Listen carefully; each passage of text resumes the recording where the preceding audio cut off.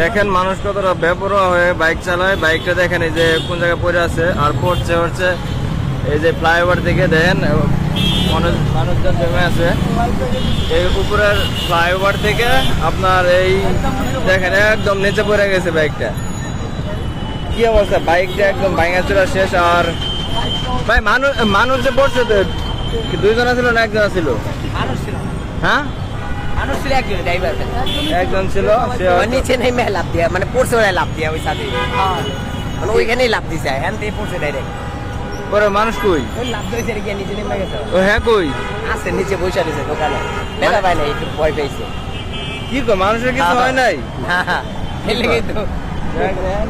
কি অবস্থা, বাইকটা পড়ে আছে এখানে, সব মানুষ ভিড় জমায় ফেলছে, অবস্থা একদম ভয়ানক।